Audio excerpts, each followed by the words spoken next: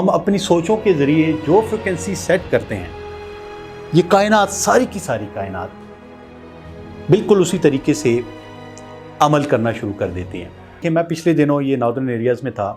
तो मैंने देखा वहाँ पे कुछ ख़ानदान हैं जो सदियों से दरियाए सिंध के आसपास जो रेत, बिखरी रेत है, वो सारा दिन उस रेत को चुनते हैं, उसको छानते हैं और उसमें से वो छोटे छोटे सोने के ज़रात जो है वो निकाल लेते हैं।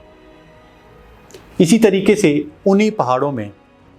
कुछ लोग जेमस्टोन का काम करते हैं।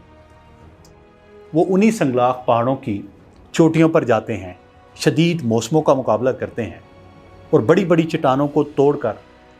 उनसे अपनी मर्ज़ी के वो जेमस्टोन निकाल लेते हैं। ज़मीन वही है, चट्टानें वही हैं, रेत वही है, लेकिन मिलता क्या है? जो हमारी सोच है। अगर हमें अंदर से सोने की तलाश है तो दरियाए सिंध के साथ बिखरी हुई रेत से हम अपने लिए सोना इकट्ठा करेंगे, और अगर हम अंदर से जोरी हैं और हमें किसी कीमती पत्थर की तलाश है तो इन्हीं पहाड़ों की चट्टानों से, इन्हीं मौसमों को बर्दाश्त करते हुए, बर्फ़ को, शदीद सर्दी को और ऊंचाई को, ऑक्सीजन की कमी को बर्दाश्त करते हुए हम अपने लिए कीमती पत्थर तलाश करेंगे। इसी तरीके से रब ने हमें जो अता किया है, जो सुपर वाले ने हमें दिया है, इस सेल्फ को, इस बीइंग को, उसमें से हमें अपनी सोच के लिए ये तलाश करना है, बिल्कुल उस जोरी की तरह जो संगलाख पहाड़ों में जाता है, संगलाख चट्टानों में जाता है, ऊंची चोटियों पे जाके बर्फ़ का, शदीद मौसमों का मुकाबला करके अपने लिए एक जेमस्टोन निकालता है। इसी तरीके से हमें अपने अंदर, अपने मन की दुनिया में जाके जो अवेलेबल रिसोर्सेज हैं, जो रब ने दिया है हमें, उसमें से हमें अपने लिए खुशी और सुकून को तलाश करना होता है, उसको इकट्ठा करना होता है। लेकिन इसके बरक्स अगर हम इसी बीइंग में से जो रब ने हमें दिया है, उसके दिए में से अगर हम गम को तलाश करना शुरू कर दें, तो यकीन करें नेपोलियन हिल की बात सच हो जाएगी कि सारी की सारी ज़िंदगी फिर उस तरीके से ट्यून हो जाएगी और फिर गम की एपिसोड चलना शुरू हो जाएंगे। याद रखें, ये जो खुशी है ये एक्सटर्नल फैक्टर नहीं है,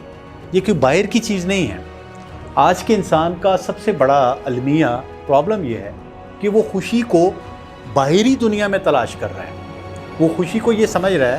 कि वो दिन रात मेहनत करता है, वो समझता है कि मैं आईफोन ले लूँगा तो मैं खुश हो जाऊँगा। वो दिन रात मेहनत करता है, पता नहीं क्या क्या अपनी जान जोखों में डालता है। वो ये समझता है कि मैं बगाटी या फरारी एक कार ले लूँगा,